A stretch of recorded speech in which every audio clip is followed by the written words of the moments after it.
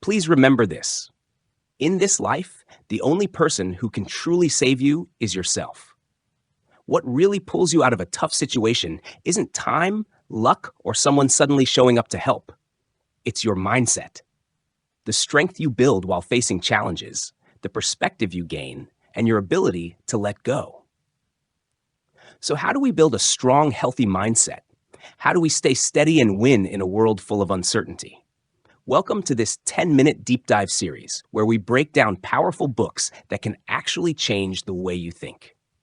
Today we're talking about The Inner Game of Tennis, a book that reveals a surprising truth. The harder you try to do something perfectly, the worse you actually perform. And even better, this book gives you a real, practical way to regain control of yourself and break through your limits. This video is packed with value, so you might want to save it and come back to it later. Tell me if you've ever had a moment like this. You prepared for something for a long time, but when the critical moment arrived, you somehow fell apart. Then afterward, all you could think was, I know I could have done better. Or maybe when you face a challenge, your mind keeps whispering, I can't do this. I'm going to fail. And in the end, just like a self-fulfilling prophecy, you really do mess everything up. You might think it's just bad luck or that your skills simply aren't good enough. But the author says, what really drags you down isn't the outside world at all. It's your own inner judgment and self-doubt. So the real question is, how do we break through those mental barriers and unlock our peak performance in life? 1. Break the mental illusion. You never really lose to others. You only lose to yourself. Let's start with a quick moment of reflection. Think back to something you recently felt disappointed about. Maybe a job interview you didn't pass, a project that fell apart, or a moment where things just didn't go the way you hoped. What was the first thing you told yourself? Ugh, the competition was too strong. Or, why did I mess up again? Most of us instinctively blame ourselves for not being good enough. But in the book, the author offers a completely different perspective.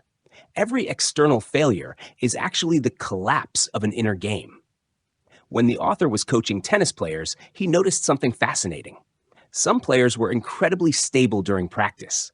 Their technique was solid. Their reactions were sharp. But the moment they stepped into a real match, they turned into a totally different person. Some became so nervous that their movements fell apart. Others made one mistake and mentally spiraled for the rest of the game. Then he finally realized something. These players weren't losing to their opponents at all. They were losing to their own inner judgment. It's just like that famous scene in the movie Facing the Giants, the death crawl challenge. The team captain thought he could crawl maybe 30 meters at most. But once the coach blindfolded him, blocking out all his self-doubt and mental limitations, he crawled 100 meters. That's the power of the inner game. Most of the time when you can't do something, it's not because you truly lack ability. It's because you believe you can't. The author puts it beautifully. The real match is always played within 6 inches, the distance between your ears and your heart. We're always focused on the opponent in front of us, or on what other people might think, but we forget the real enemy we need to defeat, that voice inside our head that keeps saying, you're not good enough. It's like when you're preparing a big presentation. It's not that your content isn't good. It's the fear of being judged that makes you panic. It's not that you can't learn a new skill. It's the thought, I'm too stupid for this, that makes you quit practicing. Second, recognize the key players. There are 2 yous inside you. Why does that inner voice have so much power? After 10 years of observation, the author finally found the answer. Every person carries 2 selves within them. He calls them Self 1 and Self 2. Self 1 is like the judge inside your mind. Think of it as the commander in your head, the one who loves to direct, criticize, analyze, and constantly tell you what to do. When you're about to give a presentation, Self 1 starts whispering in your ear. You have to be perfect. No pauses allowed. Everyone is probably thinking you're doing a terrible job. And the moment you mess up even a little, Self 1 jumps out immediately. Why are you so stupid? You can't even handle something this simple. Its nature is basically a collection of your past experiences, always using old failures and other people's opinions to limit who you are now. And the more nervous you get, the louder that voice becomes. Self-2, on the other hand, is your body's expert. It's the silent doer inside you, representing your physical instincts, intuition, and hidden potential. It doesn't need you to consciously control it. It can automatically handle many tasks. For example, once you learn to ride a bike, even if you haven't ridden in years, you can hop on and balance easily without thinking about how to pedal or hold the handlebars. Or, after becoming proficient at typing, you can type quickly without even looking at the keyboard. All of this is Self-2 at work. Self-2 has a very important trait. It performs at its best when you're relaxed and free of pressure. But as soon as Self-1's judgment and interference kick in, Self-2 gets flustered and loses its edge. The relationship between these two selves is like a tug of war. Whichever side is stronger, your state will lean in that direction. You've probably experienced this. Before going on stage to give a speech, Self-1 starts nagging in your head. Don't be nervous. Don't forget your lines. You have to perform perfectly. The harder you try to control it, the more tense you become. And in the end, you might actually forget your lines. Sometimes, when you're pressed for time and don't have a chance to overthink, you just go on stage. Surprisingly, you can relax and deliver your speech smoothly. This happens because in the first scenario, Self-1 is too dominant, bombarding Self-2 with judgments and anxiety. In the second scenario, Self-1 doesn't have time to interfere, so Self-2 is free to perform at its best. There is a famous quote in the book: "When Self-1 stops interfering, Self-2 can create miracles." This sentence has awakened countless people. Think back. Have you ever had a moment of extraordinary performance? For example, during an exam, you weren't overly nervous, but simply focused on the questions and ended up scoring better than expected. Or during a speech, when you let go of the obsession with perfection, you spoke more fluently and naturally instead. These moments happen because Self-1 temporarily quieted down, giving Self-2 the space to perform. Understanding these two selves is the key to adjusting your mindset. The goal isn't to eliminate Self-1, but to learn how to make Self-1 shut up and give Self-2 trust and room to work. 3. Master the practical rules. The 4-step method to win the inner game. Since Self-1 is the biggest source of interference, how can we quiet it down and activate the potential of Self-2? The author gives a 4-step method in the book, proven effective by countless people. Each step has clear, practical actions you can start using today. Step 1. Non-judgmental observation. Observe yourself like a bystander. Self-1's favorite thing to do is criticize. For example, when you're giving a report and accidentally say the wrong number, Self-1 will immediately scold you. You're so useless. How can you mess up such an important figure? Then you start blaming yourself, and the rest of the report becomes even more stressful. Non-judgmental observation means replacing Self-1's criticism with objective description. So how do you do that specifically? When you make a mistake or don't perform well, first take a deep breath. Then describe what happened in your mind objectively and calmly. Only state the facts, not your judgment. For example, if you reported the wrong number, don't say, "I'm so useless." Instead, say, "When presenting the third section, I mistakenly reported the 2023 sales as the 2024 sales. Now I need to correct it." If you can't answer a question in an interview, don't say, "I'm so stupid." Instead, say, "The question the interviewer asked is something I haven't prepared for before. I need to honestly explain the situation and say that I will study it in depth afterward." The author says non-judgmental observation is the first step to cutting off anxiety.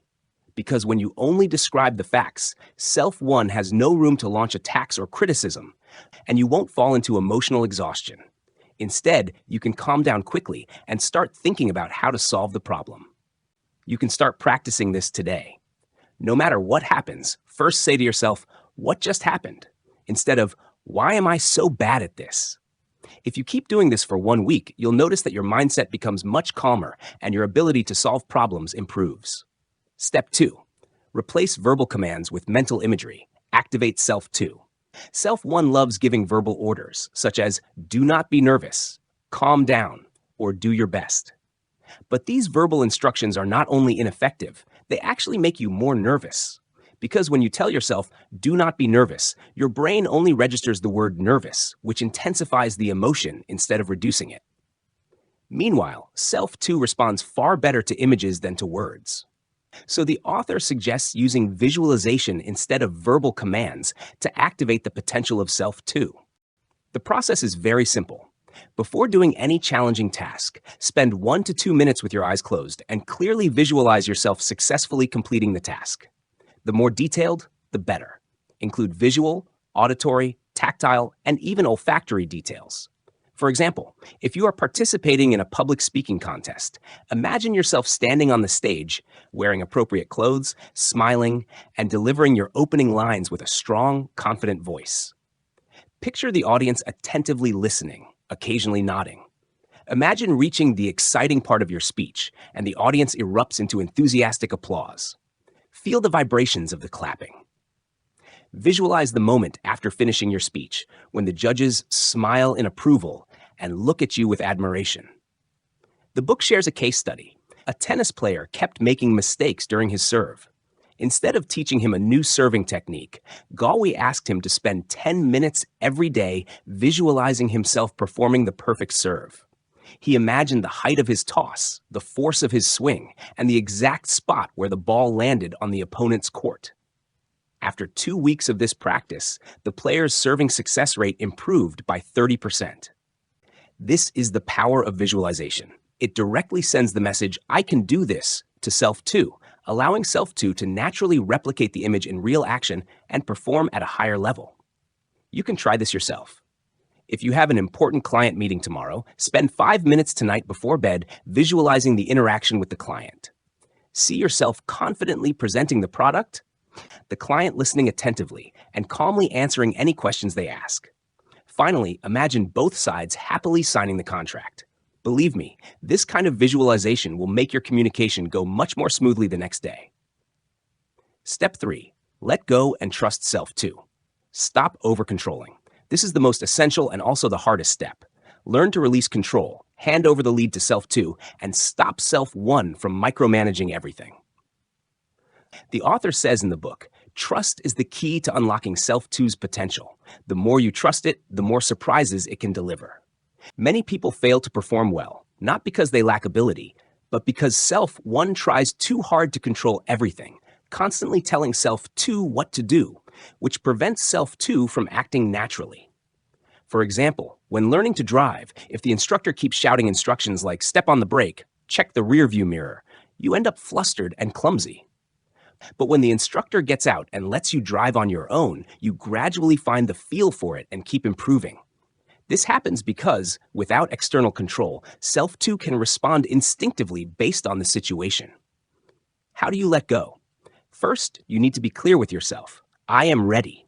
From here on, I don't need to over-control. I'll just let my body perform naturally.